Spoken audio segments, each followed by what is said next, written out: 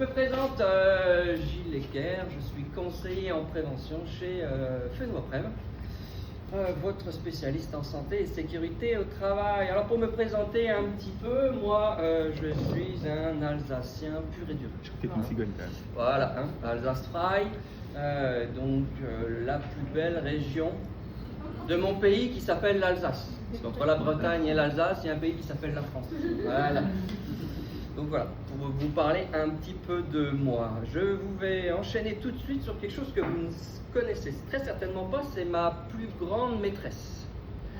Je la côtoie depuis 1995, elle me demande beaucoup d'énergie et me coûte très très cher aux grandes dames de ma femme. Voilà. Donc ma maîtresse, c'est un jeu de cartes à collectionner qui existe depuis plus de 30 ans et qui m'a permis, où que je sois allé, de me faire plein de copains. Voilà. Au niveau de mon parcours professionnel, j'ai commencé d'abord dans la technique, réseau hydraulique plus entretien de matériel au sein du ministère des Armées, bateaux et puis ensuite chars dans l'armée de terre. Donc j'ai pu faire joujou avec des jouets en tant que civil que rarement on peut faire. Hein. Se balader sur le pont d'envol du porte-avions Charles de Gaulle, c'est quand même une chouette expérience. Et ensuite, je suis retourné à l'école et j'ai bifurqué en santé et sécurité au travail où j'ai rencontré ma directrice. Elle est tout de suite tombée sous le charme et elle n'a plus pu se passer de moi. Même si tous les jours elle me dit, je me demande bien ce que je te trouvais. Alors, au niveau de mes fonctions de conseiller Prev, au-delà de la réglementation, hein, le code du travail, sachez que quand on vient chez vous, il y a ce que dit le code du travail et il y a tout ce que ne dit pas le code du travail. Parce que le code du travail, il ne vous dit pas tout, hein, surtout en Polynésie. Donc c'est pour ça qu'il est intéressant en matière de santé et sécurité au travail de faire appel à des professionnels. Donc on peut vous conseiller sur les évaluations des risques, on peut vous conseiller sur les audits des situations présentant par exemple des risques psychosociaux, on peut vous conseiller sur les équipements de protection individuelle ou les installations ou équipements spécifiques. Vous voyez, on brosse relativement large et en plus avec ça on fait de la formation. Et puis on trouve un peu de temps avec tout ça pour aller au BNI, bien évidemment. Je voulais vous partager ce matin, dans un premier temps, une première expérience client qui, pour moi, dont je suis fier, c'est qu'actuellement et encore pendant 1 an et demi, on va accompagner la direction de la santé pour faire les travaux d'évaluation des risques dans toute leur structure. Donc moi, ce qui me plaît dans le principe, c'est que je vais au soutien de gens qui, traditionnellement, s'occupent de votre santé. C'est super valorisant. Généralement, ils sont là pour moi. Et pour une fois, c'est moi qui est là pour eux. C'est super sympa. J'avais dit à ma chère directrice, moi je voudrais bien une petite mission pour découvrir la Polynésie. Et bien là, je suis servi. Je vais dans toutes les archipels, les Australes et les Marquises, c'est fini. Là, je suis dans les Tuams. Et l'année prochaine, on fera les îles du vent et sous le vent, plus Tahiti. Donc c'est super intéressant. Deuxième expérience dont je suis fier, c'est une toute petite structure sur Moorea qui s'appelle Corail Gardner et qui s'occupe de repeupler des mini-coraux sur le récif corallien. Moi, ça m'a super plu parce que finalement, je suis allé au contact pour faire toujours l'évaluation des risques, une entreprise qui s'occupe de l'environnement du Fénois. Donc c'était super intéressant et j'ai appris beaucoup de choses. Donc, voilà. Vous l'avez bien compris, mon info commerciale de ce matin, elle porte sur l'évaluation des risques. L'évaluation des risques, c'est votre carte d'identité en sécu. C'est le premier document qu'on va vous demander en cas de contentieux. Donc, il est important qu'il soit bien fait et bien rédigé.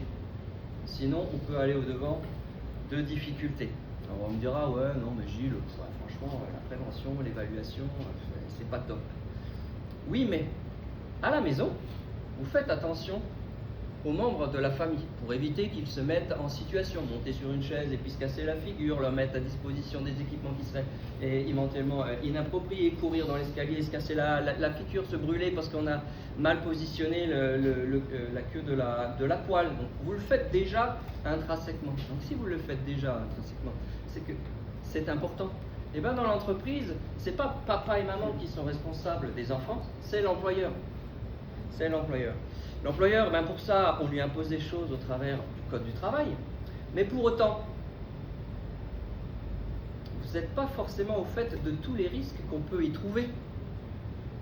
Pourquoi? Parce que vous ne maîtrisez pas forcément la réglementation, ni tout ce qu'il y a à côté du cadre de la réglementation. D'où l'intérêt de faire appel à un professionnel si en interne vous ne disposez pas des ressources.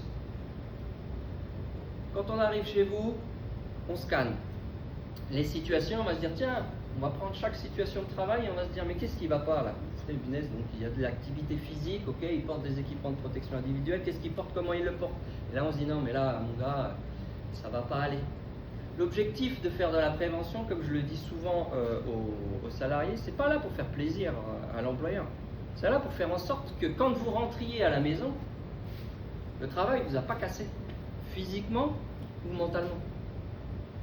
Okay, on va être fatigué de la journée, certes, mais avant toute chose, quand vous mettez en œuvre les mesures de prévention, ou quand l'employeur vous fait respecter ces mesures-là, c'est pour faire en sorte que vous puissiez profiter de votre famille en rentrant, et surtout, de profiter de votre retraite le plus longtemps possible. Parce que quand j'arrive et on me dit « Ah, mais moi j'entends plus rien, c'est plus la peine de rien porter », le problème c'est que le mal est fait. Et au bout d'un moment, si tu fais rien, ce sera pire plus tard. Quand tu auras tes enfants autour de toi qui viendront te dire des petits secrets dans l'oreille et puis que tu l'entendras plus, tu seras malheureux. Et là, il sera trop tard. Donc voilà l'intérêt de la prévention. Pourquoi le BNI? Parce qu'une de ses valeurs, c'est qu'il donne ça, et nous, on a à cœur de délivrer du contenu via notre site internet. Donc on met des capsules gratuites, on fait des cafés preuves une fois par mois. Tout ça parce qu'on a à cœur de faire progresser la santé et sécurité au travail au niveau du FENI. Donc on délivre beaucoup de contenu. Et ça permet aussi de découvrir ce qu'on fait et de démystifier notre métier. Voilà. Si à la fin de ça vous ne comprenez pas, moi je ne peux plus rien pour vous. Voilà. Alors comment me recommander? C'est simple. Si vous avez affaire à un RH, un DAF, un chef d'entreprise, un membre de CHSCT, un représentant du personnel, un salarié qui dit « Oh putain, on me demande de faire l'évaluation des risques, je ne sais pas ce que c'est. » Pensez. Ah voilà, très bien. Je dois mettre en place des formations, mais je ne sais pas quel est le degré ou la bonne formation à faire. Vous pensez à... Fais-moi très bien. Voilà, vous avez des collègues ou une situation de souffrance au travail, parce qu'il y a des frictions, parce qu'il y a peut-être du harcèlement moral ou sexuel. On va aller faire un audit avec grâce à qui? Voilà, c'est très bien, vous commencez à comprendre. Voilà, je dois choisir des équipements, mais on ne choisit pas n'importe quoi au regard des risques. On doit vraiment veiller à ce que cela réponde aux risques auxquels vous êtes exposés. Vous pouvez solliciter notre expertise. Et enfin, vous avez eu un accident grave, donc handicap lourd ou mortel, vous ne savez pas quoi faire, parce que l'inspection va venir vous voir, la justice va venir vous voir. Et bien vous pensez... Voilà, vous êtes formidable. Alors pourquoi finalement nous on fait du sur-mesure? Quel que soit le type de formation, on fait du sur-mesure. On s'adapte, on demande, on écoute nos clients et l'objectif c'est de répondre aux besoins. Vous arrivez en formation, je sonde les gens, vous avez envie de voir quoi et j'adapte en temps réel la formation. Donc voilà. Derrière, on s'occupe à réaliser des prestations de bout en bout, de l'audit, d'évaluation des risques, en sachant que c'est la première pierre. Vous n'avez pas ça, vous ne pouvez pas mettre en place de démarches de prévention qui soient de qualité. Et derrière, on va vous conseiller sur les formations, sur les équipements à mettre en place, sur le choix des EPI, sur les process à respecter, et tout ça pour veiller à l'intégrité physique et mentale de chacun, et d'éviter à l'employeur d'aller manger des oranges à Noutania. À choisir, vaut mieux aller à Tatoutou, c'est quand même plus sympathique. Les personnes qui l'animent et notre chère directrice Marilyn et J-Marie On dispose bientôt d'une expérience de 20 ans. Quand on commence à dire ça, on commence à parler comme des vieux cons. De 20 ans, on est formé. C'est-à-dire qu'on a des diplômes en santé et sécurité au travail. Et aujourd'hui, on dispose d'une expérience solide. On a travaillé pour des grands groupes comme des petites entreprises. On a travaillé pour des assos comme pour le milieu public. Et on a la double compétence réglementation métro et réglementation polynésienne. Polynésienne, métro. Et sachez que la métro, on peut la faire rentrer dans la polynésienne. Alors attention, hein, moi je vois des petits sourires là. Attention mesdames, attention mesdames. Voilà. Donc ça, voilà. Et puis surtout, nous, on a à cœur de replacer l'humain, quelles que soient les situations de travail, quelle que soit la situation de la personne, parce qu'on peut trouver des femmes enceintes, on peut trouver de l'handicap, on peut trouver des jeunes de moins de 18 ans, où là, il y a des contraintes beaucoup plus fortes. On s'adapte et on a à cœur, au travers de nos prestations, de replacer l'humain au centre du dispositif. Ok ? C'est une des valeurs fondamentales chez ces Fénois-Prèves. Et je clôturerai mon propos par une petite citation d'Albert Einstein. Il n'a pas fait de prévention lui, mais pour autant, on ne résout pas un problème avec les modes de pensée qui l'ont engendré. C'est-à-dire que Einstein nous rappelle que si on s'inscrit dans les mêmes schémas de pensée, il ne faut pas attendre le changement en ne faisant rien. Nous, en prévention, tous les jours, on se remet en cause. On étudie les éventuels changements réglementaires. On essaye de voir si on peut améliorer par un autre angle d'attaque pour essayer de trouver des solutions à chacun de vos problèmes. Il n'y a pas une solution, il y a une multitude de solutions. Donc on renouvelle nos approches et ça nous permet aussi de former autrement aujourd'hui.